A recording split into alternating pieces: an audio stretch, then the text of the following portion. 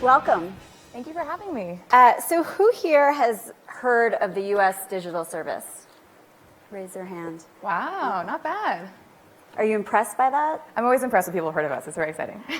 So the Obama administration was the first administration to have this service. Why did they create it? So it goes without saying that building online digital services at scale is not necessarily been a strong suit of the United States government to date. And the goal of the United States Digital Service is to, quite honestly, bring in the best technology talent from across the country. We sort of think of ourselves as a little bit of the Peace Corps meets DARPA meets SEAL Team 6. We recruit folks to come in to government for short tours of duty, and our play is pretty simple. As I just said, the first play is recruiting talent. We go after the very best that Silicon Valley has to offer, like everybody here in this room and the very people who have built the products and services that have made our tech industry what it is today. Second, we pair them with dedicated civil servants that are already inside government that know how to create change. And third, we give them massive air cover to go in and transform these services that have historically not met the standards that the public have from interacting with the services that everyone here in this room builds and operates. And fourth, we give them a huge amount of support from the president, the secretaries, everyone on the team to go in and create change on the ground. So what types of talent are you assembling? We are very, very literally a startup. So we recruit engineers, product managers, designers.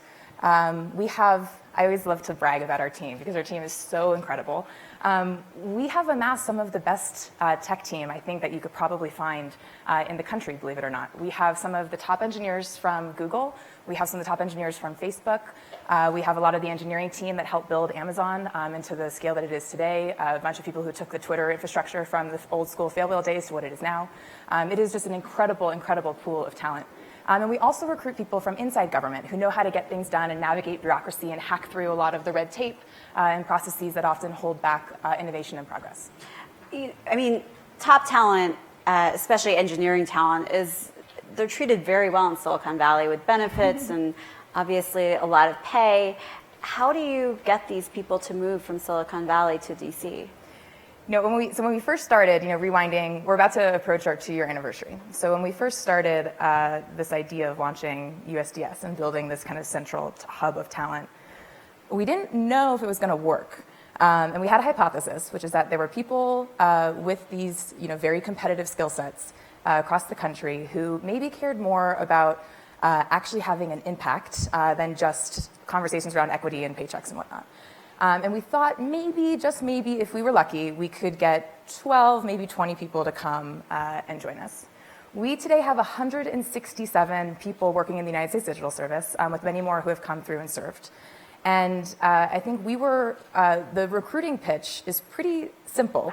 We actually try to scare people away, to be quite honest. We don't try to hide how hard it is working in the constraints of government. But the only pitch that we have is impact.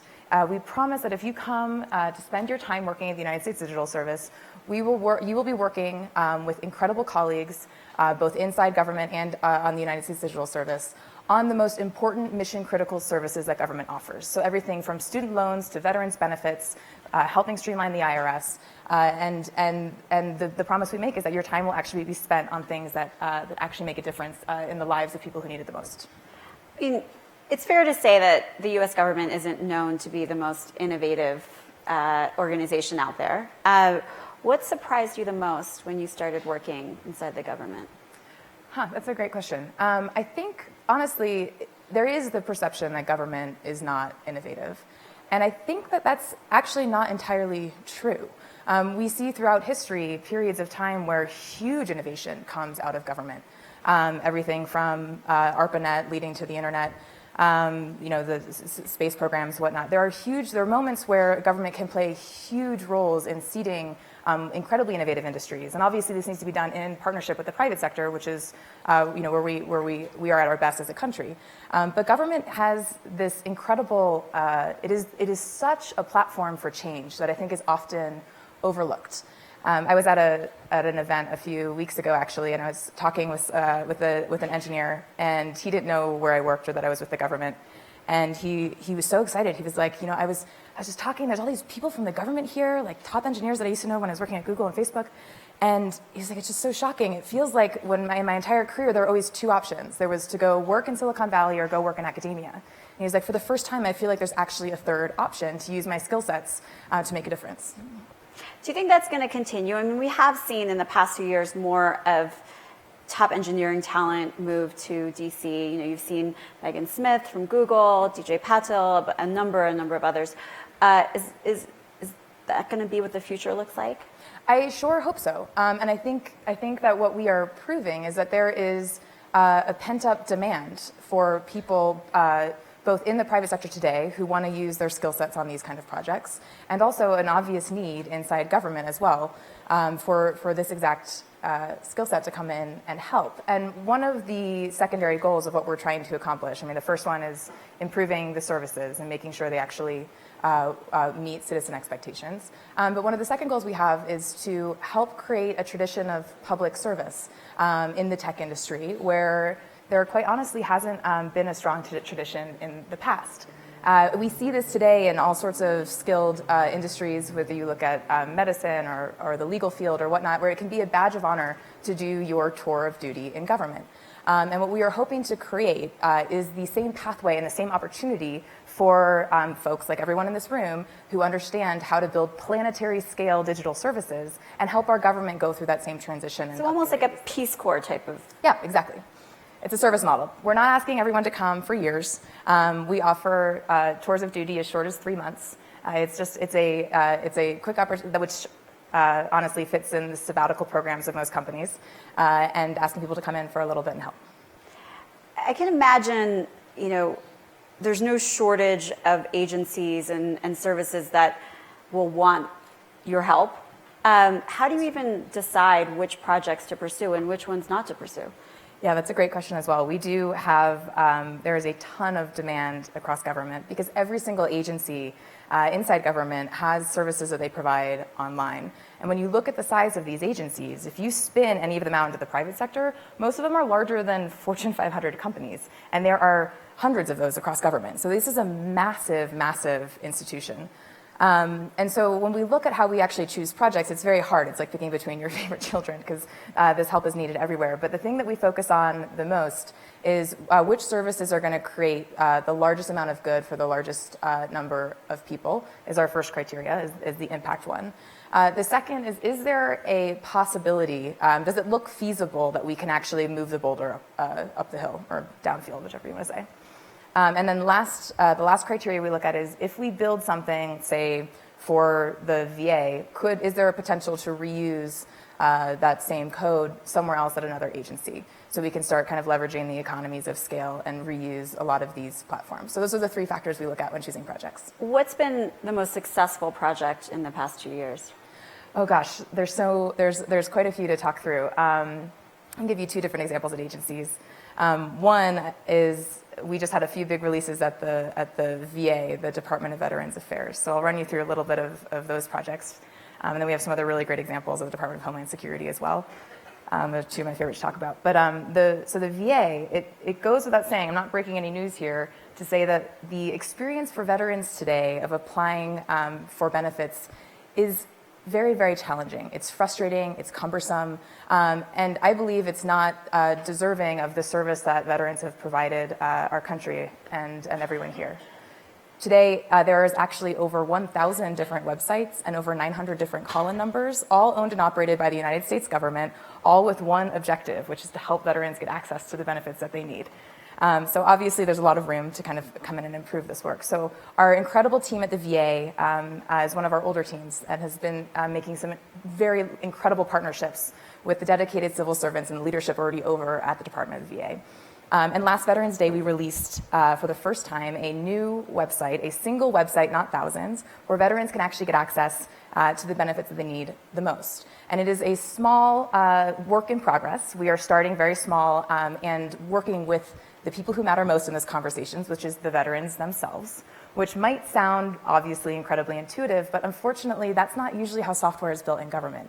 It's often, a lot of the decisions are made by committees, people who are trying to represent the veterans but are not the veterans themselves. And so we actually went out and did user research, a lot of listening with vets, and started on this new, clean, simple, and easy to use site with the two services that they asked for most frequently, which is disability benefits and education benefits. So those are live on the site today. And I'm very excited to announce that just last week, we actually released another huge service on vets.gov, which is the health application benefits. So as we were doing this user research and listening, we heard from vets that one of the hardest, most complicated things to do was actually to apply for health care. Obviously, this is a widely needed service. So we paired up with our team at the VA and started going through the data and talking to vets. And one vet who we were doing some user research with, we asked if he'd actually tried to apply for healthcare before, and he was like, yeah, 12 different times. And we were like, weird, so why is this not working? We looked at the data. It turns out 73% of vets today still apply for health benefits by walking physically into a VA building. 73%. 13% still apply by snail mail. And only 10% actually use online application. We're like, well, why could that possibly be? It's because the online application for health benefits is a fillable PDF that only works on 70% of browsers of the users that are actually coming to the site. So needless to say, we set out with the goal of actually building an online application that would allow veterans to apply for benefits quickly and simply. And we finally launched that after just a few months of working on that just last week. So we're very, very excited to have that. Well, congratulations. You've described the USDS as a startup, and all startups need to think about their future and how they're going to grow.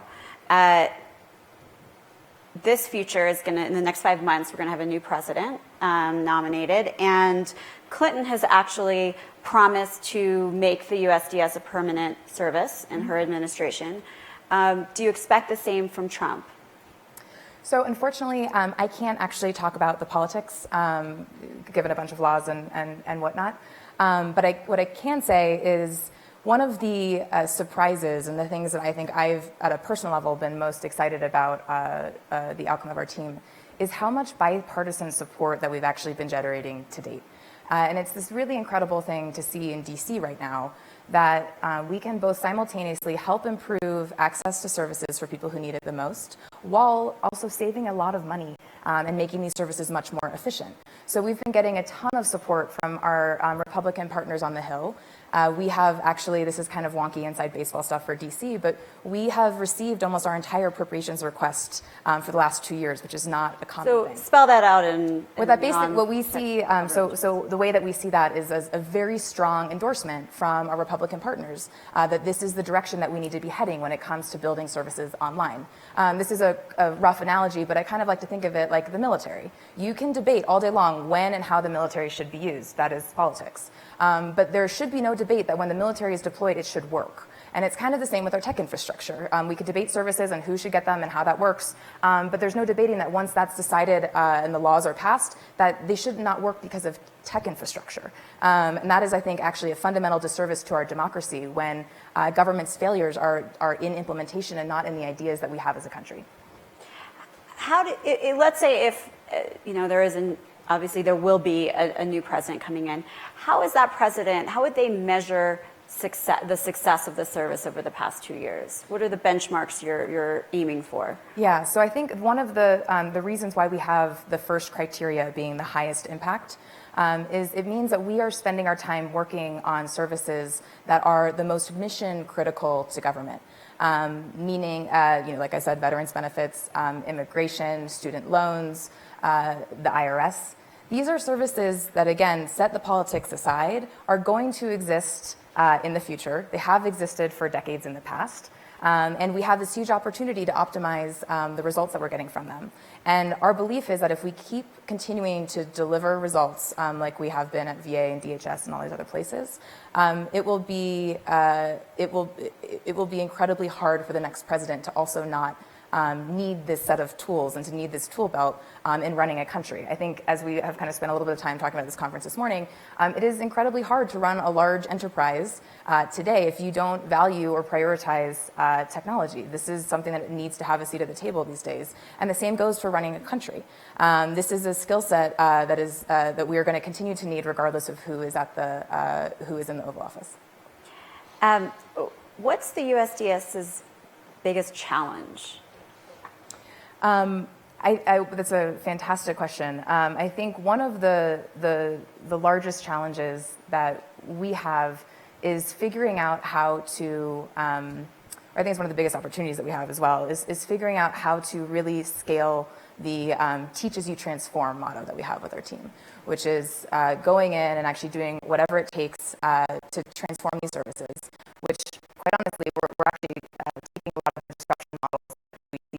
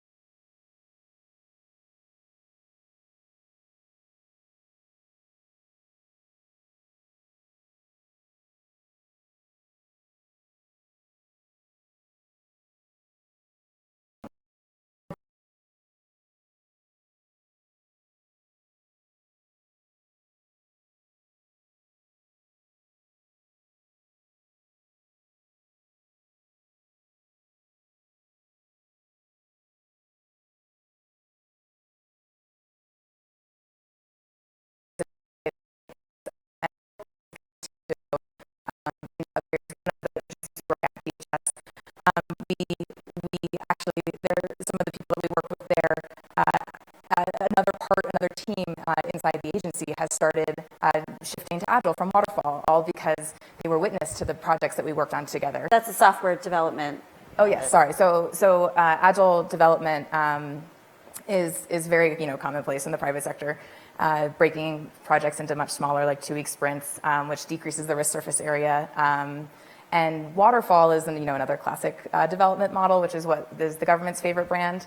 And that is often multiple years of requirements gathering phases and multiple years of development before you ever push anything to production and let actual users touch it.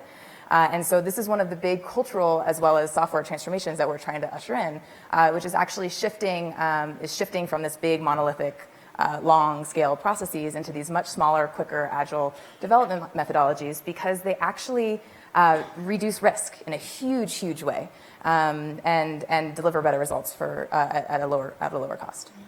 I'm going to open it up for questions in just a minute, but we talk a lot about what DC can learn from this influx of technologists coming from Silicon Valley, but what can Silicon Valley and of course the greater business community learn from Washington DC? I think there's a lot of learning that can happen both ways. I'll tell you a quick funny story just because it makes me laugh a little bit. We were talking with a CEO of a very large Silicon Valley giant the other day and telling them about what we were doing and kind of getting feedback on our model and whatnot. And they laughed and they were like, it seems like our engineers are getting a little soft. Like maybe we should send them into the government where they can toughen up a little bit and figure out how to get scrappy again and work through all the red tape. Because honestly, like one of the things I think some people are most surprised about with our team is how scrappy you do have to be to work in government. We don't have a lot of the tools that you'd expect to have to get your work done. Like what? Give me an example of what? Oh, basically anything. You mentioned Slack. Yeah, unfortunately, we can't use Slack on our team. We work out of quite literally the basement, so you're lucky to find a chair if you want to come into the office. No ping pong tables. No ping pong table. It has quite a startup feel. It's fun. We've got a lot of other perks like the White House bowling alley and whatnot, but no ping pong tables. But we work in a basement. You don't have a lot of modern collaboration tools, things like that, and you have at the same time an imperative that is even stronger. The opportunity cost here is huge, because if you don't actually deliver these services, the people who fall on the floor are vets, right? This is not someone who's trying to get a meal delivered to their house faster. It is someone who's trying to get the most basic access to things that they need and deserve from our government. So I think that's kind of one sort of funny part. But I think another lesson that's probably even more important is the very interest in USDS itself. Back to the surprise with our hypothesis of could we get 12 to 20 people to come work for us and now having hundreds.